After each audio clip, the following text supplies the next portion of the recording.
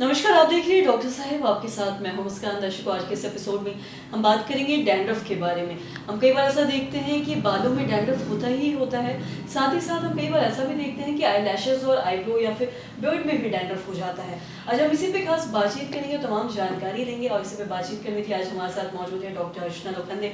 आपको बता दें कि बिहार की जानी मानी डर्मेटोलॉजिस्ट है। मैम नमस्कार, बहुत बहुत स्वागत है। Thank you very much Muskan. Ma'am अक्सर जानना चाहेंगे, जब भी बात डैंड्रफ की आती है तो हम देखते हैं बालों में तो डैंड्रफ होता ही है, लेकिन साथ ही साथ आजकल लोगों को लैशेस पे, आईब्रो पे, बियर्ड में, इन सब पे भी डैंड्रफ हो जाता है। तो ऐसी स्थिति में क्या करना चाहिए, आपसे जानना चाहेंगे।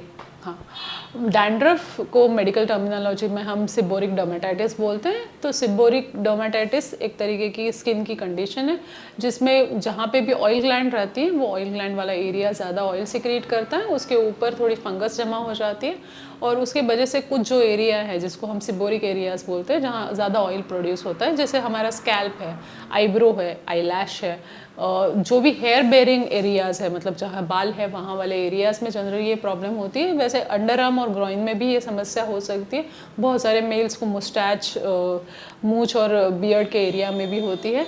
तो एक तो क्या है कि बहुत बार ये सीजनल चेंजेस दिखने मिलते हैं, जैसे अभी थोड़े दिनों के बाद विंटर शुरू होगा तो विंटर में ये समस्या जनरली ज़्यादा बढ़ जाती है। कुछ लोगों को समर में भी ये प्रॉब्लम होती है। कभी कभी इसकी सीवियरिटी जब ज़्यादा रहती है तो थ्रू आउट द ईयर भी लोगों को इसके ब्रेकआउट्स ज़्यादा होते हैं। कभी कभी पपड़ियाँ निकलना या पपड़ी निकालने के बाद खून निकलना, इचिंग होना, ये सारी समस्या बार बार होती रहती है। या जब ये लैशेस में होता है तो एक जो बाल है वो एक दूसरे को चिपक जाते हैं कड़कपन के वजह से, तो उसको जेंटली रिमूव करने के लिए बेबी शैम्पू का इस्तेमाल किया जा सकता है। आईब्रोज के लिए भी किया जा सकता है, आई लैश के लिए भी किया जा सकता है। उसके साथ बाज़ार में जो एंटी डैंड्रफ शैम्पू होते हैं, अगर उससे आपको राहत नहीं मिलती तो मेडिकली टेस्टेड जो भी फार्माकोलॉजिकल प्रोडक्ट्स है, क्योंकि बहुत सारे कैटेगरी के एंटी डैंड्रफ प्रोडक्ट्स आते हैं, उसको यूज़ कर सकते हैं। उनसे जो शैम्पूज़ है उसका इस्तेमाल किया जा सकता है। जनरली थोड़े से एंटी डैंड्रफ शैम्पूज़ जो होते हैं वो स्किन को, बालों को ड्राई बना देते हैं, तो उसके साथ आजकल नए नए प्रोडक्ट्स आ रहे हैं जिसमें कंडीशनिंग इफेक्ट एडेड है, तो वो ज़्यादा बेनिफिट करता है। तो जब आपको परेशानी ज़्यादा हो तब आपने एंटी डैंड्रफ शैम्पू का फ्रीक्वेंटली इस्तेमाल करना चाहिए। बहुत बार क्या होता है, जिनकी ऑयली स्किन है और वो बाल बहुत 4 दिनों में 5 दिनों में धोते हैं, तो इन सब से भी प्रॉब्लम हो जाती है। तो एक तो हेयर वॉश फ्रीक्वेंटली होना चाहिए। आप अगर जिमिंग कर रहे हैं, बाहर जाना आपका ज़्यादा हो रहा है या आप हेलमेट पहनते हैं, तो इन सब चीज़ों की वजह से थोड़ा सा ऑयलीनेस, स्वेटीनेस ज़्यादा होता है, तो स्कैल्प क्लीन करना सबसे ज़्यादा ज़रूरी है।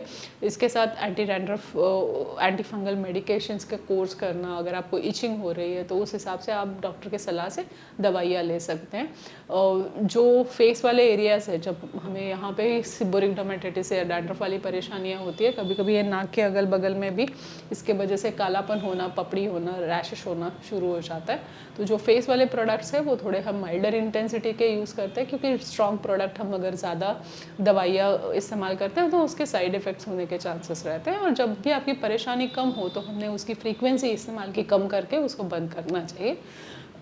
ये है कि ये हार्मोन्स की जुड़ी हुई समस्या है, ऑयल ग्लैंड से जुड़ी हुई समस्या है, तो हम इन दोनों को अपने शरीर से नहीं निकाल सकते, तो इसकी वजह से बहुत बार परेशानियां कम ज़्यादा होती रहती है। और साथ ही हम कई बार ऐसा भी देखते हैं कि अक्सर बात ठंडियों की करें तो जो डैंड्रफ है वो ज़्यादातर ठंडी में होता है, सर पे हो जाता है और गर्मी में तो होता ही है। तो मैं आपसे जानना चाहूँगी, ये सीजनल होता है डैंड्रफ या फिर ये किसी को भी हो सकता है? किसी को भी हो सकता है। देखिए, डैंड्रफ जो है, जैसे हमारे बॉडी की स्किन रिन्यू होती है वैसे ही हमारे स्कैल्प की स्किन भी रिमूव होती है। उसकी वजह से हल्की पपड़ी टाइप की जो या डॉट डॉट जो स्केल्स निकलते हैं, वो डैंड्रफ एक माइल्डर चीज़ है। तो कभी कभी वो ज़्यादा हो जाती है, तब हम उसको सिबोरिक डर्मेटाइटिस बोलते हैं, जिसके लिए हमें ट्रीटमेंट की ज़रूरत होती है। तो अब अगर प्रॉपर क्लिनजिंग करें तो डैंड्रफ हर किसी को इतनी परेशान नहीं करता। हम बहुत बहुत शुक्रिया तमाम जानकारी देने के लिए। तो आशा करते हैं दर्शकों की जो तमाम जानकारी है आपके लिए लाभदायक रही। तो आज की इस वीडियो में इतना ही। अगर आपने अब तक हमारे चैनल को सब्सक्राइब नहीं किया तो तुरंत कर लें, साथ ही हमारे फेसबुक पेज को लाइक करें। तो देखने के लिए आपका धन्यवाद।